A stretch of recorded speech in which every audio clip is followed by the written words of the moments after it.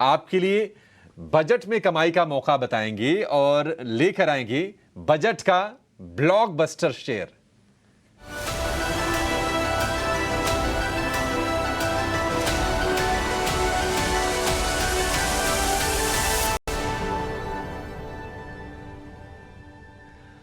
और budget blockbuster stock के लिए हमारे साथ जुड़ गए हैं एक और ब्लॉकबस्टर एक्सपर्ट भी, जिनको आप अक्सर सुनते हैं ईटीनॉस स्वदेश पर, इनकी सलाह पर पैसे बनाते हैं।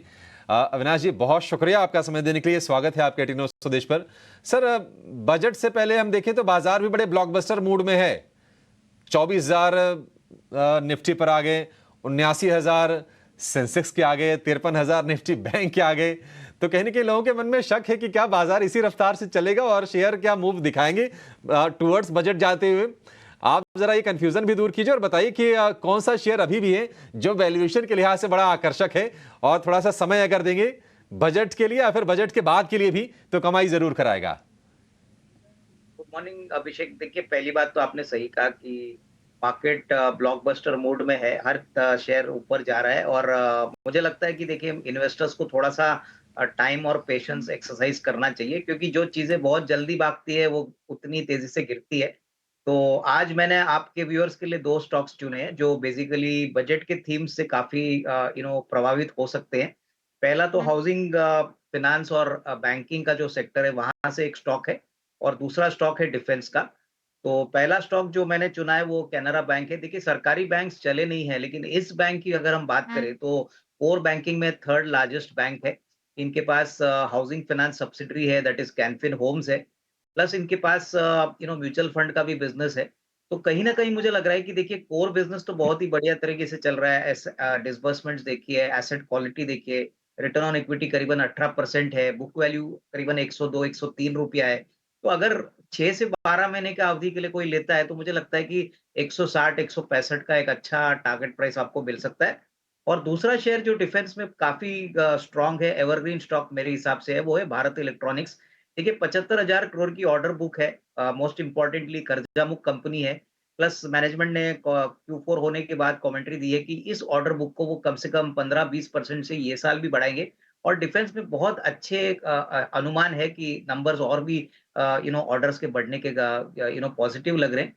तो ये भी स्टॉक मेरे ख्याल से 305 306 में चल रहा है, तो 355 360 का एक अच्छा टारगेट प्राइस आपको मिलेगा।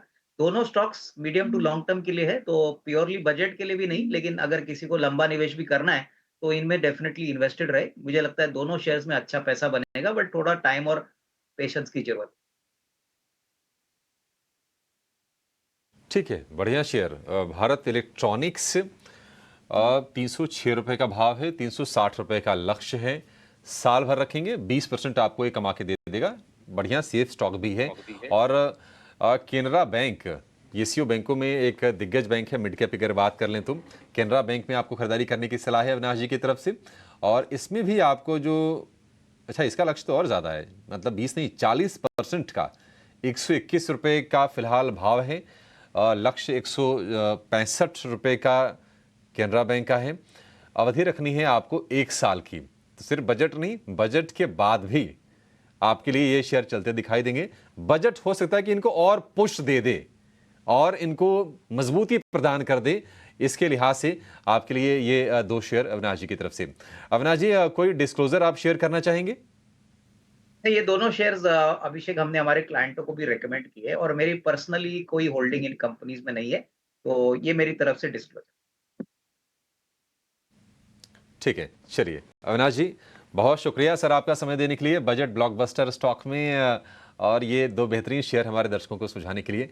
उम्मीद करेंगे आपसे जल्दी फिर से मुलाकात होगी। Thank you so much sir.